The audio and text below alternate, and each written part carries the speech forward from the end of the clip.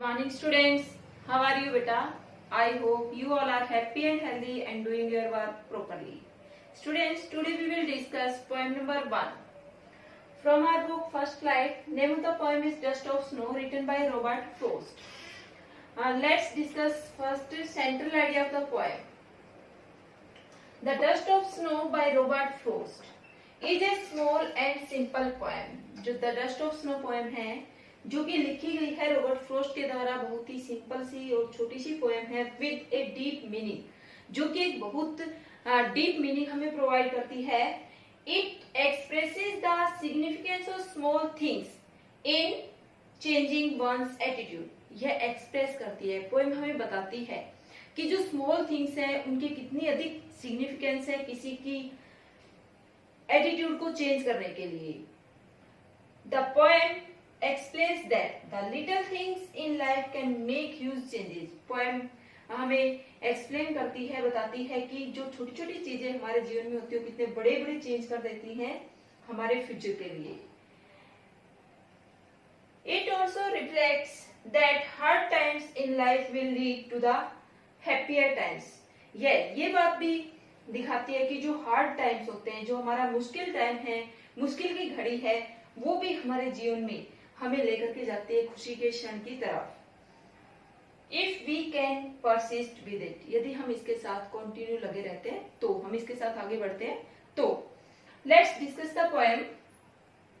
The way A crow shook down on me, the dust of snow from a hemlock tree.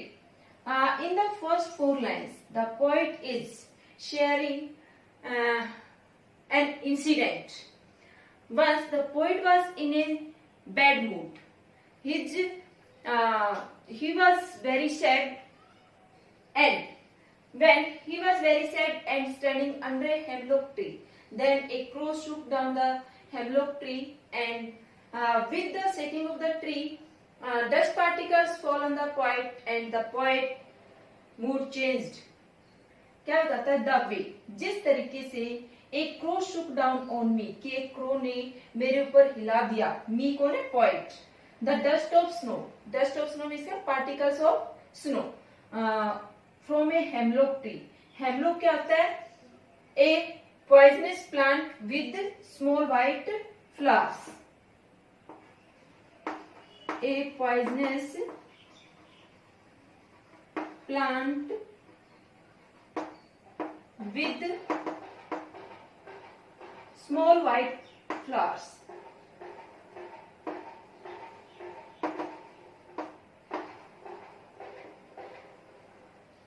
Hindi में धतूरा कहते हैं. एक जहरीला पौधा होता है जिसके छोटे छोटे सफेद फूल होते हैं. और डस्ट मीन्स क्या है? पार्टिकल्स. क्या बताया फर्स्ट 4 लाइन्स में? पोएट सैड मूड में था और वह एक हेमलॉक ट्री के नीचे खड़ा हुआ था. तभी एक क्रो ने हेमलॉक ट्री को हिला दिया और पोएट के ऊपर जो डस्ट ऑफ स्नो थी, स्नो पार्टिकल्स थे, वो पोएट के ऊपर गिरे हेमलॉक ट्री से. Has given my heart A change of mood. My heart क्या है? Poets heart. इससे पोएट के दिल को एक change of mood. Mood means क्या है? State of mind. A state of mind, मनस्थिति. कि पोएट की जो मनस्थिति थी उसको चेंज दिया. किसने? जो स्नो पार्टिकल्स पोएट के ऊपर गिरे उन्होंने. And shaved some part of a day I had rued. Rued means क्या है? Held in regret. Held in regret और वेस्टेड. और क्या कहता है पोएट? और इससे मेरा मूड चेंज हो गया और जो कुछ पार्ट दिन का बचा हुआ था, जो बाद का टाइम बचा हुआ था, वो मेरा बच गया बर्बाद होने से. In these lines the poet is telling us when the snow particles fall on him, his mood changed, his state of mind changed from sadness to happiness, and the remaining part of the day was saved because of the change in mood. जब poet का mood बदल गया तो पूरा दिन जो बचा हुआ था वो भी बच गया, वो खुशनुमा बन गया. पोएट का एक दिन बच गया. Students, we have discussed. Now we will discuss the questions from these two stanzas. Let's discuss first stanza first of all. Who shook the tree? A crow shook the tree. Which tree was shaken by the crow? A hemlock tree was shaken by the crow. What falls on the poet? Dust of snow falls on the poet, or particles of snow falls on the poet. What was poet's mood? The poet was in a very sad mood. Next क्या कहता है? Next stanza के questions discuss करते हैं. What changes the poet's mood? The dust of snow that falls from the hemlock tree changes the poet's mood. What was saved? Some part of the day was saved. From which thing? From being rude. Name the poem and the poet. Name of the poem is Dust of Snow and poet is Robert Frost. अब बेटा हम इसके figure of speech discuss करते हैं. सबसे पहले symbolism poet ने use किया है सिंबल्स. सिंबल्स क्या क्या है, किस किस चीज के हैं? यहाँ पर सिंबल्स हैं. एक तो क्रो. क्रो किस चीज का सिंबल है? इल ओमेन का. इल ओमेन मीन्स क्या होता है? अपशगुन का. और दूसरा सिंबल है हेमलॉक ट्री. हेमलॉक ट्री जो कि क्या है? पॉइजनस प्लांट है, तो ये क्या है? सैडनेस का, उदासी का सिंबल है. फर्स्ट फिगर ऑफ स्पीच क्या होगी? सिंबोलिज्म. देन डिस्कस करते हैं rhyming scheme of the poem. Rhyming scheme poem की बात करें तो यहाँ पर हम ए मार्क करेंगे, और क्योंकि दूसरी लाइन की जो लास्ट वर्ड की राइम है वो डिफरेंट है तो बी मार्क करेंगे. ये क्या था? क्रो, ये मी, तो डिफरेंट है. नेक्स्ट में स्नो. क्रो और स्नो सेम है तो ए आ गया है. नेक्स्ट लाइन का लास्ट वर्ड क्या है? ट्री. ट्री में क्या मार्क करेंगे? मी, और ट्री सेम है तो बी. तो फर्स्ट स्टेंजा की राइमिंग स्कीम क्या होगी? A B A B. अब सेकंड स्टेंजा देखते हैं, क्योंकि हम पूरी पोएम की स्कीम मार्क कर रहे हैं इसलिए सेकंड स्टेंजा में हार्ट सबसे डिफरेंट साउंड है हार्ट, तो क्या डालेंगे? सी. फिर मूड सबसे डिफरेंट है डी. पार्ट हार्ट से मिलती जुलती है, हार्ट पे क्या है? सी, तो यहाँ पर भी C. Rued, mood same sound है तो क्या? डी. फर्स्ट पूरी पोएम की राइम स्कीम की बात करें तो A B C D C D. Okay. अब सब एक और मेन फिगर ऑफ स्पीच यहाँ पर आई है, इंजॉयमेंट.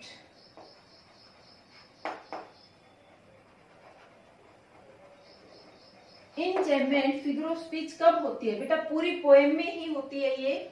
जैसे कि लाइनें हैं वो सेम सेंटेंस में चले, कहीं पर सेंटेंस चेंज ना हो. द वे ए क्रो सुक डाउन ऑन मी, एक ही सेंटेंस चल रहा है और कहीं पर भी पंक्चुएशन मार्क का यूज नहीं हुआ है. कहीं पर भी आप देख सकते हैं फुल स्टॉप, कोमा कुछ भी नहीं है, सिर्फ एंड में जाकर के एक फुल स्टॉप लगा है. जब इस तरह से पोएम की लाइनें लिखी हुई होती है तो वहां पर कौन सी फिगर ऑफ स्पीच होती है? इंजॉयमेंट. तो पूरी पोएम में इंजॉयमेंट का यूज हुआ है. उसके बाद जो सेकेंड लाइन है सुक डाउन ऑन, ये क्या है? वोवल साउंड का रिपीटिशन है. वोवल साउंड का रिपीटिशन होता है तो हम कहते हैं एसोनेंस. तो सेकेंड लाइन में कौन सी फिगर ऑफ स्पीच आ गई है? एसोनेंस. उसके बाद